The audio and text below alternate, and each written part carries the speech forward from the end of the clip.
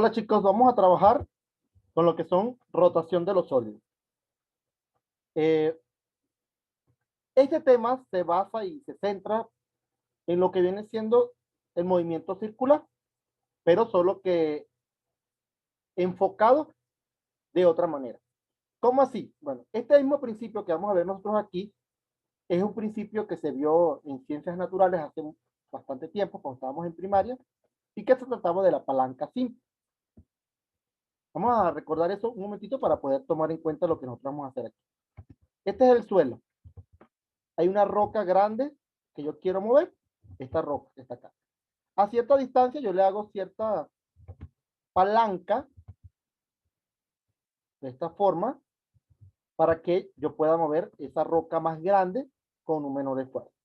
Ahora, si yo le aplico fuerza a esto en esta dirección hacia abajo, nos damos cuenta que la roca se va a mover en función de la palanca. La palanca va a hacer que ella se mueva hacia arriba. Yo le aplico fuerza hacia abajo en este lado, del otro lado va a ir hacia arriba, como vemos en la figura. Ahora bien, esto se toma en cuenta de diferentes formas. O sea, vamos a tomar en cuenta, mientras más larga sea la cuerda, la palanca, o lo que nosotros vamos a ocupar, mientras más grande sea, menor fuerza es la que yo voy a aplicar.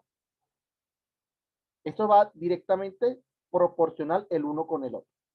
Ese mismo principio lo vamos a ocupar nosotros aquí en la rotación de los sólidos, basándonos en ese principio.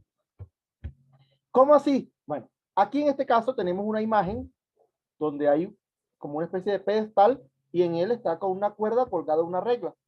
Esa regla, si yo la coloco justo en el centro, en la mitad, nos damos cuenta que queda en equilibrio y la regla no se mueve ni a la derecha ni a la izquierda, solamente se queda fijo allí.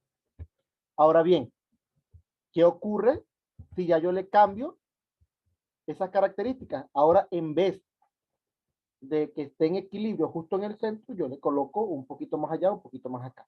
¿Qué ocurre? Bueno, del lado que quede más pesado, o sea, que tenga mayor cantidad de reglas, se va a ir hacia abajo y el otro lado va a ir hacia arriba y ya pierde el equilibrio. Ahora, eso sería si yo le coloco en diferentes formas. Ahora, si igual forma lo coloco en el medio, pero le coloco masas en cualquiera de los dos lados, si las masas tienen diferentes tamaños, o sea, una es mayor que la otra, podemos ver que la que sea mayor va a generar mayor peso de un lado y se va a ir hacia por ese lado. Y también depende de la distancia a la que le coloquemos del centro. Mientras más alejado esté, por ejemplo, si yo coloco una, aquí está la regla, vamos a tomar en cuenta la regla aquí, y aquí está la posición de equilibrio, que sería el hilo que está colgado justo en el centro, y yo le coloco aquí una masa de 5 kilogramos en este lado, y aquí coloco otra de 5 kilogramos igual, pero más cerca o más lejos, aunque tengan la misma masa, la que se encuentre más alejado o más cercano va a hacer que se mueva de un lado al otro.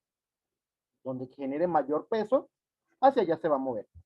Este es un principio básico que se resume a través de lo que viene siendo esta fórmula que tenemos acá, donde dice que el radio o distancia multiplicada por la fuerza que se aplica en este espacio es igual o proporcional a el radio 2 y la fuerza 2 que se proporcione del otro lado.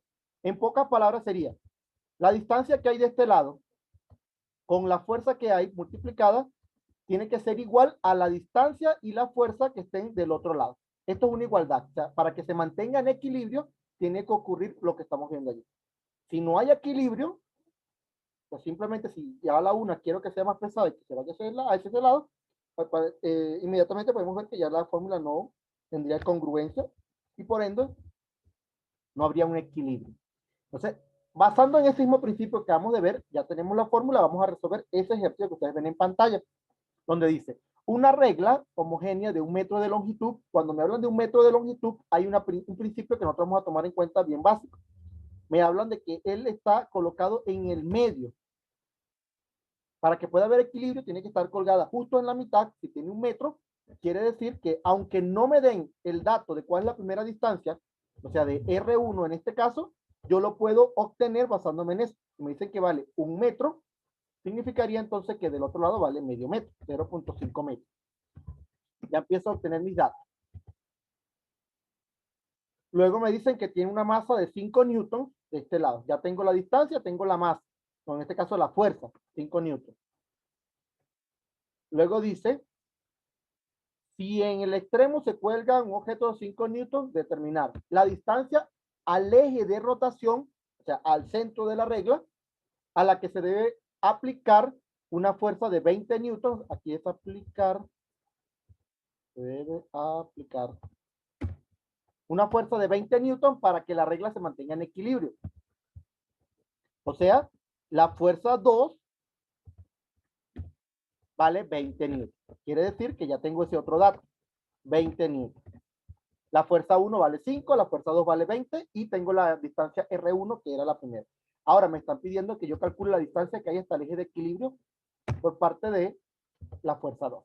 O sea, esa es la que yo voy a hacer. ¿A quién? A R2. Entonces, de esta fórmula, lo que yo voy a hacer es despejar. Voy a despejar a R2. R2, lo que está multiplicando R2 pasa al otro lado a dividir. Quiere decir que me quedaría finalmente R2 va a ser igual. En la parte del numerador quedaría R1 por F1. Y en el denominador quedaría F2. ¿Listo? Simplemente sustituimos nuestra fórmula y con eso obtenemos lo que estamos buscando. Sería R2, entonces, va a ser igual. En el numerador quedaría R1 por F1, o sea, 0.5 metros, que es la mitad del metro que tenía la regla. Para que pueda estar en equilibrio, tiene que medir esa cantidad. Por la fuerza 1, que son los 5 newtons que tiene la primera fuercita que vemos del lado izquierdo. Y eso tiene que estar dividido para la fuerza 2, o sea, la que se le va a aplicar, que serían 20 newtons en este caso. Puede ser cualquier otro valor. Eso, al resolverlo, nos damos cuenta que se va a simplificar. A ver, aquí newtons con newtons, y tendríamos que resolver 0.5 por 5 dividido para 20. Eso me quedaría R2, va a ser igual, con una calculadora, 0.5 por 5 dividido para 20. Eso me está dando 0.125 metros. Que si lo llevamos a centímetros para hacer una equivalencia, eso sería aproximadamente igual a 12.5 centímetros. No es necesario hacer esto, pero yo lo estoy haciendo solamente para que ustedes miren cuál sería la equivalencia. Ahora ya tengo mi literal A resuelto. En el siguiente literal me estaban pidiendo que determine la tensión que soporta la cuerda. Entonces, en este caso, todo el peso que tiene la cuerda, sumando todo lo que hay allí. ¿Qué hay colgado de la cuerda? Bueno, la cuerda está soportando primero la regla, que inicialmente me decían que tenía una masa de 3 newtons. Aquí la tenemos. Aquí está, 3 newtons. Luego de eso, nos damos cuenta que hay una masa que genera una fuerza de 5 newtons y otra que genera una de 20 newtons. Son todas las que está soportando la cuerda. Simplemente lo que vamos a hacer es sumar esto. Para poder saber la tensión, va a ser igual a todos los pesos sumados. 3 newtons sumado con 5 newtons sumado con 20 newtons. Y simplemente lo único que vamos a hacer es sumar algebraicamente esos valores. 3 más 5 más 20 me da como resultado 28 newtons. Quiere decir que la tensión que está soportando la cuerda es 28 newtons. Y esto sería un ejercicio resuelto basándonos en el principio de rotación de los sólidos. En clase vamos a ampliar esta información, chicos. Nos vemos en una próxima oportunidad.